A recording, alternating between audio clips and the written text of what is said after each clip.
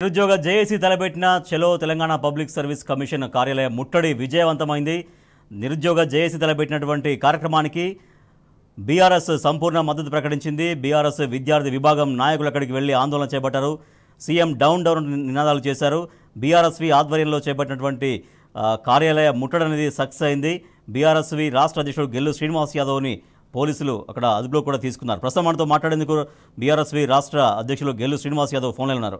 శ్రీనివాస్ యాదవ్ గారు, మీరు అక్కడికి వెళ్ళారు, అక్కడ పోలీసులతో మీరు చాలా ఆర్గ్యుమెంట్ చేశారు. మీ ప్రభుత్వంగా నిరుద్యోగులకు ఏవైతే హామీ ఇచ్చారో హామీ నిలబెట్టాలనేదే మీరు డిమాండ్ చేస్తూ అక్కడికి వెళ్ళారు. సో ఏం జరిగింది అక్కడ ఎగ్జాక్ట్గా? ఇవాళ నిరుద్యోగులకు మద్దతుగా ఇవాళ బీఆర్ఎస్ ఆధ్వర్యంలో మా పార్టీ నాయకత్వం కేటీఆర్ గారి సూచన మేరకు మేమందరం కూడా ఇవాళ పబ్లిక్ సర్వీస్ కమిషన్ కార్యక్రమానికి వెళ్ళడం జరిగింది.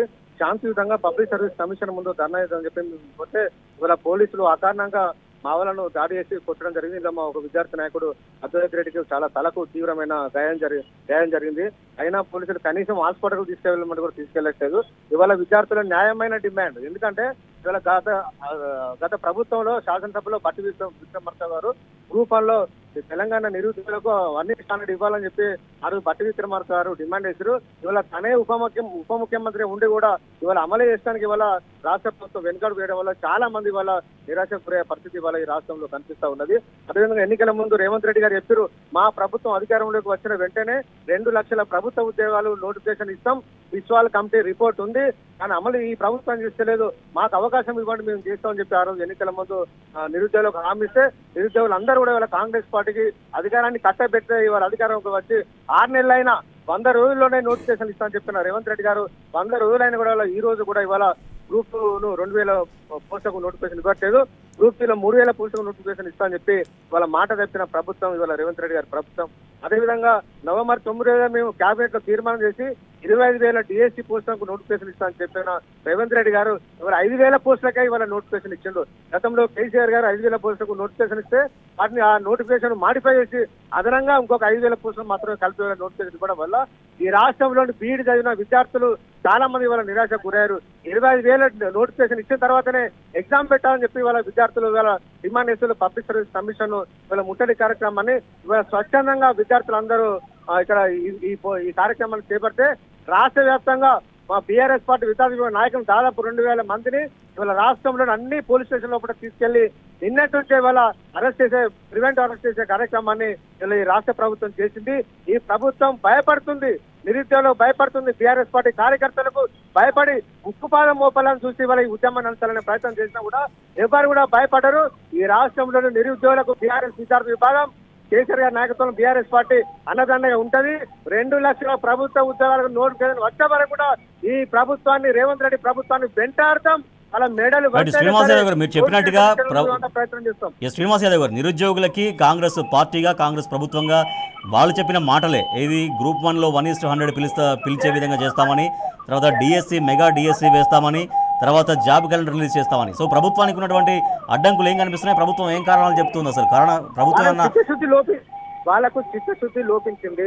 ఎన్నికల ముందు కేసీఆర్ గారు ప్రభుత్వం మీద 100 అబద్ధాలు ఆడైనా సరే అధికారంలోకి రావాలని చెప్పి వీళ్ళంతా ప్లాన్ ప్రకారం చేశారు. వీళ్ళు అధికారంలోకి వచ్చిన తర్వాత వీళ్ళు చేయలేకపోతున్నారు కాబట్టి అసమర్థ ప్రభుత్వం.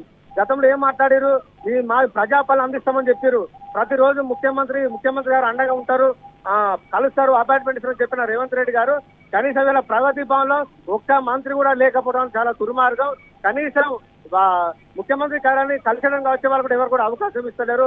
ప్రజాపాలన కాదు, ప్రజా కంటగా పాలన ఈ రాష్ట్రంలో కొనసాగుతున్నది. కాబట్టి ఈ ప్రభుత్వాన్ని మెడల్ వంచడానికి అతి తొందరలోనే ఈ రాష్ట్రంలో నిరుద్యోగులు అందరూ సిద్ధంగా ఉన్నారు. కాబట్టి ఖచ్చితంగా రాబోయే రోజులలో ఎప్పుడైనా ప్రజాస్వామ్యబద్ధంగా వీళ్ళకి బుద్ధి రోజులు దగ్గరలో ఉన్నాయి.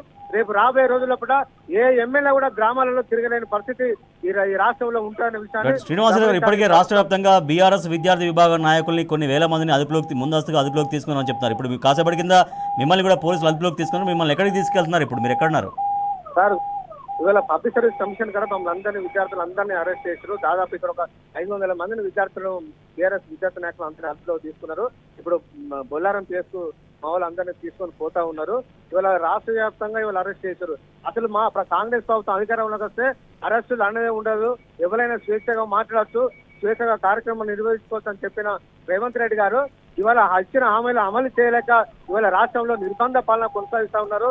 ఇవాళ ఇనుప ముళ్ళ కంచెలేసి అందరినీ ఇవాళ కట్టడి ఎలా చూస్తా ఉన్నారు, లాఠీలతో దాడులు చేస్తా ఉన్నారు, భయపెడతా ఉన్నారు.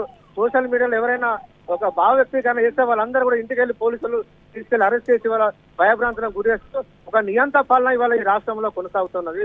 కాంగ్రెస్ పాలన కాదు, ఇది కాంగ్రెస్ నియంత పాలన కొనసాగుతున్నది. కాబట్టి ఈ ప్రభుత్వాన్ని మెడలు వంచే రోజులు దగ్గరలో ఉన్నాయని చెప్పి హెచ్చరిస్తాం. సో మీరు ఏం చెప్తారు, నిరుద్యోగులకు ఏం చెప్తారు? బీఆర్ఎస్వి పక్షాన బీఆర్ఎస్వి ఎట్లా అండగా ఉండబోతుంది? ఇవాళ కార్యక్రమం తీసుకున్నటువంటి నిరుద్యోగ జేఏసీ నాయకులందరికీ మీరు ఏం చెప్తారు? తెలంగాణ ఉద్యమంలో విద్యార్థులందరినీ ఏకం చేసింటే టీఆర్ఎస్ విద్యార్థి విభాగం, టీఆర్ఎస్ పార్టీ కేసీఆర్ గారి నాయకత్వంలో లక్షలాది మందికి ఎంతో మందిని చైతన్యం చేసి తెలంగాణ ఉద్యమంలో భాగస్వామ్యం చేసిన సంస్థ మాది. ఆనాడు టీఆర్ఎస్, ఈ రోజు బీఆర్ఎస్ విద్యార్థి విభాగం. ఈ రాష్ట్రంలో నిరుద్యోగులకు రాష్ట్ర ప్రభుత్వం ఏదైతే హామీ ఇచ్చిందో ఆ హామీల అమలు కోసం బీఆర్ఎస్ విద్యార్థి విభాగం కట్టుబడి ఉన్నది. అన్ని వర్గాల విద్యార్థుల కోసం మా విద్యార్థి విభాగం పనిచేస్తుంది. భవిష్యత్తులో ఎలాంటి కార్యక్రమం వాళ్ళు తీసుకున్నా వాళ్ళందరికీ వాళ్ళ చేదోడు వాదోడుగా మేము ఉంటాం. అన్ని రకాల సహాయ సహకారాలు అందిస్తాం. ఖచ్చితంగా ఈ రాష్ట్ర ప్రభుత్వం 2 లక్షల ప్రభుత్వ ఉద్యోగాలు ఇచ్చే వరకు కూడా మా పోరాటం కొనసాగుతుంది. అవిశ్రాంత లేని పోరాటాన్ని మేము కొనసాగిస్తాం. Right. Thank you so much Gellu Srinivas Yadav గారు.